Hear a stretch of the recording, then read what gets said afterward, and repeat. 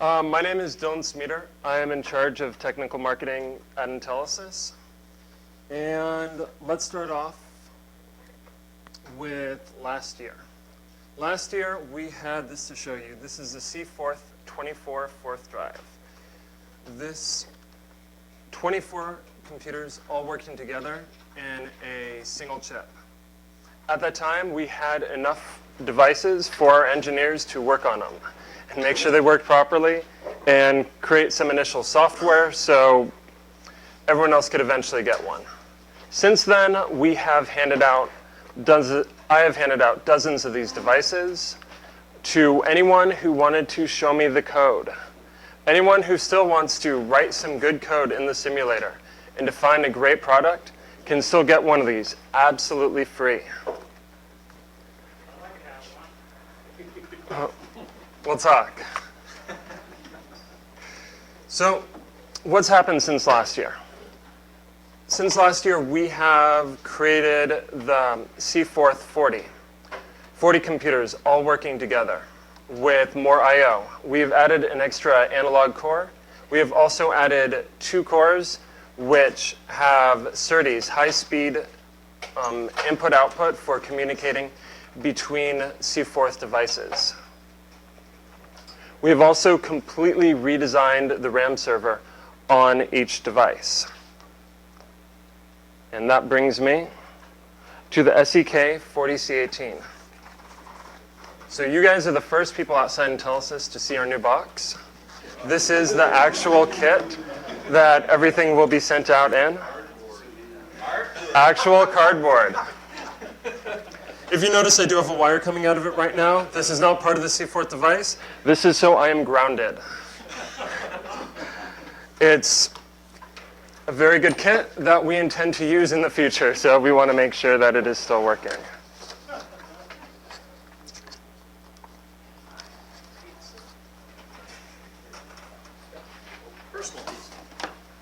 Personal pizza, the most expensive pizza you've ever had. But the best. This right here, I know everyone is a little far away. These are the components of our new kit. This right here is a serial module. You can do serial communication with many of the nodes on the chip, including RS-232 if you are so inclined. This right here, you will see a demo of it later. It is our audio/MIDI board. Mike will tell you more about it. He's far more experienced. This right here is our USB board, so you can connect to either your laptop or your desktop computer. This is an up-down converter. And this is the main C4th 40 board. Included on it is a little chip right there. It's a little hard for everyone to see. It has 40 computers inside, as well as RAM and flash on the board. So right now you can actually get this through our distributors. I can show you on the website later today if you're interested. But where are we going in the future? So I have 2 small things to say. We are working on a new device. I can't tell you how many cores it will have, but I promise you it'll have more than 40. And in the next few weeks, we are going to have a VentureForth 2.0, which will include automatic updating of all documentation. So from now on, you won't have to check the intellaSys website to see if the latest documents are on there. It will tell you and download it for you. So if you have any questions, now's the time. Will the documentation fetch algorithms for that be aware of the chip that you're using? Because I noticed that with the C4th 24 chip, Yes. they had specific sets of documentation that applied to specific spins. We are still going to have specific sets of documentation for each one of the chips. So if that's all, I'll let it go to the next person. Thank you. So next up, Charlie is.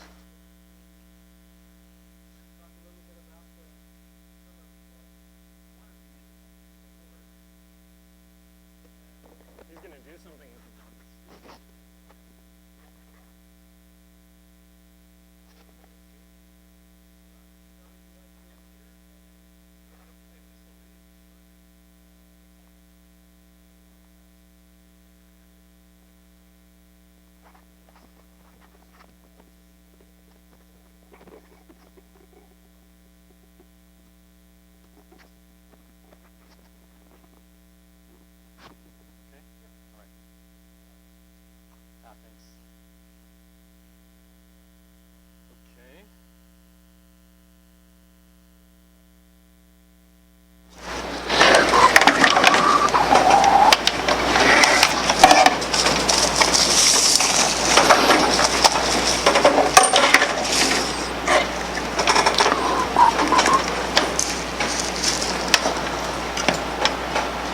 Yeah, that goes right. Thank you.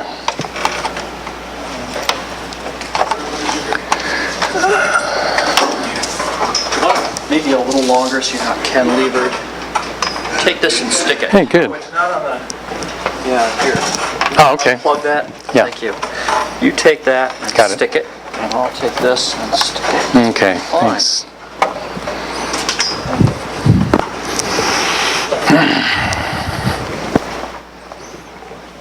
Okay, I'm using Leon's SwiftWorth for Linux. I didn't realize it was an alpha version. I've been using it since he gave it to us, and I thought it was out already. It's, pardon? Okay, no, it works great for me. I love it. I only use Linux if I can help it, because I like the command line. I've been using it for years, and I'm real familiar with it. So that's what I'm going to show you. When I got hired at intellaSys, I got hired in the marketing department. I think the idea was that I was going to be the interface between the engineers at intellaSys and the outside world. But somehow I weaseled into the engineering department, which was where I really wanted to be, and I got to program. But now I'm kind of back to being the interface to the outside world. So when you go to our website and you talk to the moderator, that's either me or that's both me and Dylan. But theoretically, I'm the first person you'll talk to. So here's my face. I'm the yeah, technical questions. I either try to answer it or I go try to find the person who knows the answer and get it back to you. So I'm also involved in the release of the Linux version of VentureForth. Dean Sanderson does all the Windows stuff, and when he gets done with that, he passes it over to me, and I just do a few little more. Well, actually, what I do is I run the script that Leon wrote, but I have to make sure it all works and test it. So that release, the new release that Dylan is talking about, 2.0 VentureForth, it's going to have more demo applications in it.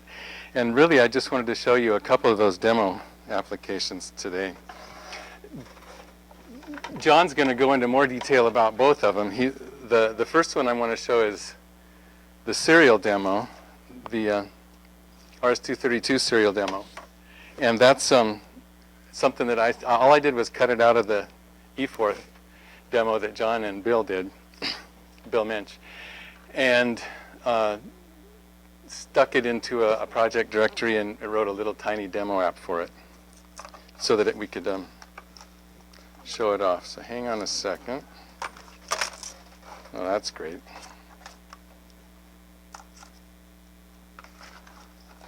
Okay, that's better. Let's see if everything still works.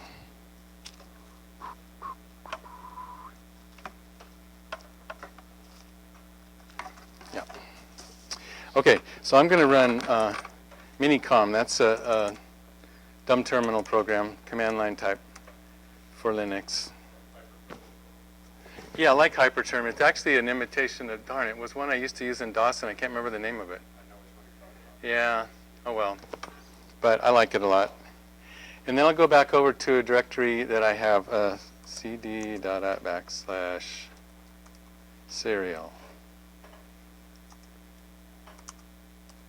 We'll look at the main program file. I think that I can. It's something like Control 9, 8. Is that a little better? Good enough? Okay, let's go with that. Wow, it's gigantic here. Yeah, I don't know how much detail I should go into here. This is on the website now. You can go look at this yourself. But partly I wanted to show off the editor that I use with the pretty colors. It's meant to imitate ColorForth, and it's close, but it's not quite there.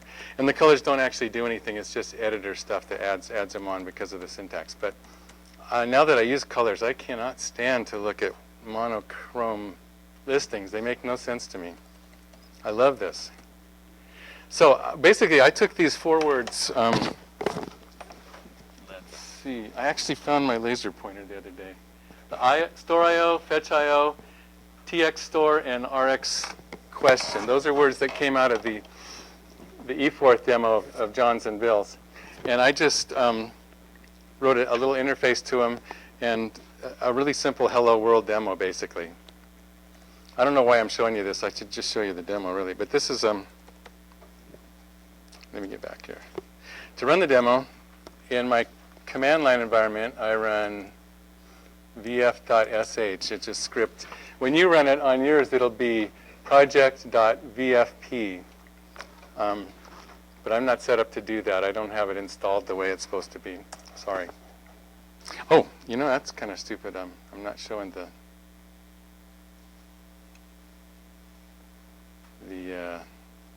okay, you run the demo. What it does is it runs that store IO word. I guess I should make this bigger too, huh?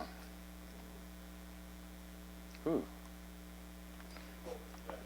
Yeah, okay. You press the space bar, and it does an autobot, and then it types out "Hello World." And after that, it'll echo characters back.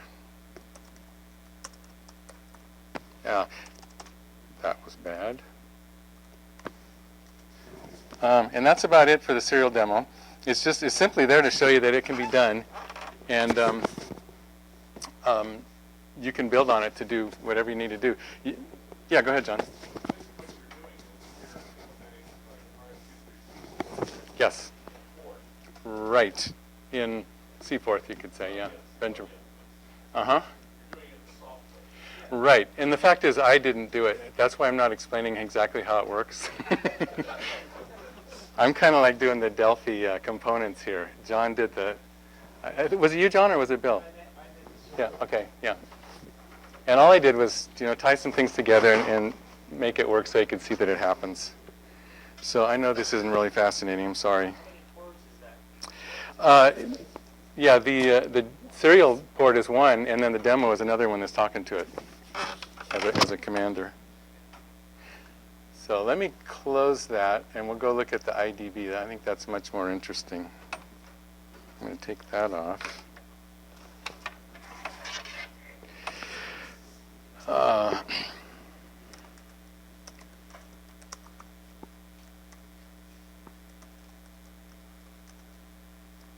Okay, the IDB is short for interactive debug. Greg Bailey did this in ColorForth for internal use, and then Doug and I, Doug's back there, converted it from ColorForth into VentureForth so that the people in the outside world could use it. For some reason, we're not sharing ColorForth with the outside world, mostly VentureForth. Yeah, I'm sorry. Anyway, it's pretty faithful to Greg's ColorForth implementation. And once again, I'm just going to start. Well, let me show you. Let's see. I'm going to go to the directory structure for VentureForth is there's a VentureForth directory, and then there is a docs directory, a projects directory, and a VF directory. Oh darn it, they're blue, so you can't even read them, huh? That says docs, that says projects, and that says VF for VentureForth. And so in theory, all your projects go in the project directory. So we'll go CD projects. Now, a bunch more blue words, unfortunately, and those are the names of the different projects we have. One of them is called IDB. I'm going to go CD IDB. And that's the interactive debugger. And now when we look at what's there, it's in colors we can read better. Once again, when you install this on the outside world, you're not going to see all these batch files. I'm sorry, and I probably shouldn't even show you these things to get you excited. And there's a couple of sh files. Those are scripts to start up the system in Linux, and then the bat files are to start it up in Windows. But really, it's that's interesting. I don't see the one that starts it up. Oh, because it's off the screen. Okay. Yeah, the screen's a little smaller. Okay. Yeah, you're probably going to use that. Oh, yeah, it's the green one, project.vfp. Yeah. So you simply click or run on the command line project VFP. So pretend like I'm doing that one. I actually say _VF. And since it's Linux, I have to say \_VF. Okay. So we compiled our little application, and since this is the interactive debugger, it starts out by showing you a few of the features that we have. Right there, the interactive debugger It's like a tethered interpreter, you could say, for the chip. We're using the USB boot node. Well, we're using the USB device to boot into node 19. 19 has 3. It's on the edge of the chip. It has. Oh, well, actually, there's a picture right there. Yeah. 19 has 3 adjacent neighbors: node 29, 18, and 9. And each of those can be an entry point into a path around the chip in the interactive debugger. Right now, this is a sort of a pseudo-graphical display of the current path right now. We're going in through 19. That's what the equal sign means. And from 19, we go down to 9, all the way across to 0, up to 10, 20, 30. Basically, it circuits the whole chip like that and comes back to 19. That's for path 2. We've got path 0, 1, and 2. So path 2 starts at node 9 down here, and it works its way all the way around and gets up to node 29. You can change paths by saying 0 path, 1 path, 2 path. So there's always one current path, and there's always one current target node that you're trying to debug. And that red color there means that 2 is the current path, and 29 is the node that we're currently debugging. This next display after here is a stack dump at node 29.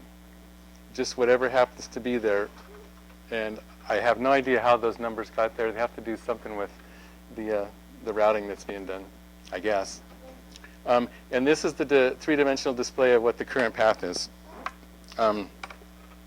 If I were to say one path, then I can say .p. And down at the bottom, you can see that the second line has become red. Can you all see that down at the bottom there? Okay. So we're on path 1. It goes via node 18 right there, and it takes 1 hop to get to node 18. And I can also say .s to show me the stack on node 18. And I can say .path to show me a graphical picture of how I got there. So the equal sign says we're coming in through 19, and the red color of 18 says that's what we're only going that one over there. Let's go back to 20 again. We'll say 2 path. And no, that doesn't work. Edit. Ah, good, that does work. Okay, so I did a really simple little application in node 29. Node 29 happens to have an LED attached to it on this little board. So I've got a few words. I've got a word called on, which kind of redundantly makes sure that the B register points to the IOCS address, and then puts a 2 there. So 2 stored into IOCS means make pin 1 of this chip be low. Pull it low. Yeah. Putting a 3 there means pull it high. So that, and it's an LED that, okay, good. The LED goes backwards. I mean, you pull it low and the light comes on. You pull it high and the light goes off. So that's why they're called on and off like that.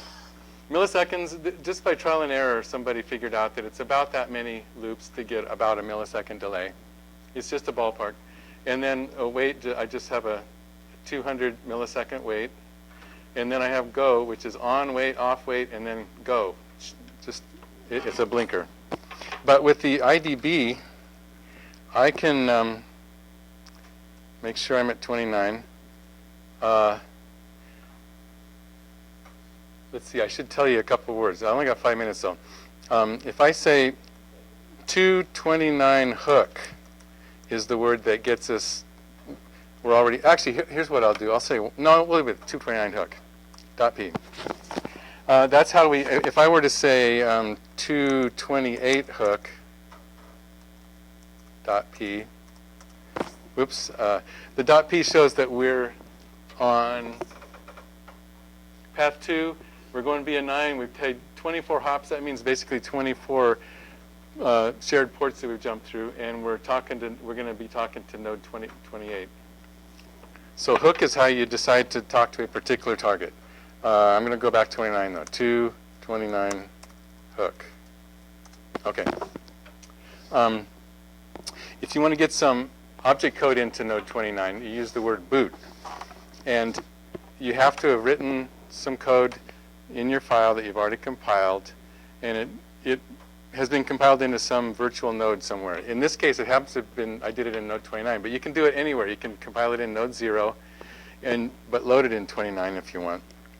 But what you do is you say, from address 0 for 64 words, and from the stuff that I compiled in node 29, let's boot that into the current target node, which also happens to be 29. So in theory, it's all there. That means I should be able to, I'm going to have to hold this up.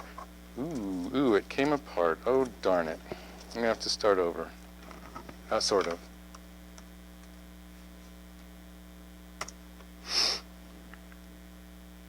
Okay, all that stuff happened automatically. Just take my word for it. So if I were to say now, well, look at the stack there. It's got a 15 and a C7. I can say dupe.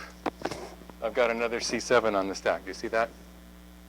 I can add the two together by saying plus. Basically, I can run any of the ALU primitives at least and find out what happens. And then I can drop it when I'm tired of it. But I can also call something. I got the word call, and if you remember the source code, I had the words on and off. So I'm going to call on and hold this together while I do it. So in theory, you should see the LED come on. Anybody? Okay. And then if I type call off and hold it all together, it goes off. Isn't that interesting? Well, see that? I'm not talking now. Those zeros tell me that I've lost communications. And maybe it's because I picked it up. Let's give it one more try. Let's don't give up quite yet.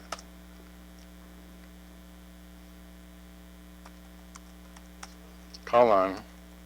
Okay. See? On. Let me try call off one more time. Okay. It turned off. All right. And now there was a word called go, so I can say call go. And now that I've done that, it's blinking, and I don't have access to the chip anymore, to the target anymore. If I say .s, I get a funny display. When you've lost communications, it's always all 3 FFFF, or it's always all 0. So, but that's because it's running. It's not paying attention anymore. That's really about all I wanted to show you. That's the basic idea of debugging interactively. And if anybody has any questions, I'd try to answer. Yes? If that core periodically encodes pause, which I believe is in the is it possible for the debugger to trap it again? It's not the word, yeah. There was a word pause. It's not in there, but yes, that's. There's another word called poll that I haven't tried yet. If you make your application poll the port that it comes in through, yeah, you should be able to get control again, yeah. But I've got to work on that. Les has been trying to do that. I haven't done it. Once you put in your node to be cooperative, if you don't have other ways of doing it already. Which reminds me too, in this folder there's a document called using ventureforthidb.pdf, and in theory it explains very, very well how to use the whole thing. Yeah, and that's on the website. That's on what we have on the website now, I think. I'm almost sure it is. If not, email me. Yes, Jack. Why do you need the word call? Because I'm not running a special interpreter. We're running this as an assembler, kind of like. You know what I mean? Call looks forward and it goes BL word. What call has to do is it has to look up the word as a string, look up the text with BL word. Then it has to figure out what node did I compile this in, because each of the 40 nodes has their own separate vocabulary in VF. And so it goes and looks in a table, which node has this, switch the vocabulary to that, and then do the lookup. Well, it looks it up with that TIC-S word. No, the opcodes, it's done at some higher level. What you can do, and what a number of people have done, is redefine the name, the machine code name, in the IDB, so that you have that as an interactive name call. But it means redefining it there. And you know, Chuck, in the ColorForth version, you have to know the address of the word you want to call. Like, you have to know that it's address 5, and you have to say 5 call. So I think of this as a little easier. I wish we could use the names in ColorForth, but we can't yet. So, yeah, and maybe, you know. These are all works in progress. Yeah, and I like call because I can remember it. I mean, I started with X for execute, but then I had to think of it, and I had to go find the X key. I mean, I majored in English in college. I like words, and so I like whole words. Short whole words are nice, but cryptic non-whole words really irritate me. Oh yeah. Yeah, I'm gonna show that. So I'm done, huh? Okay. Any more questions? You don't.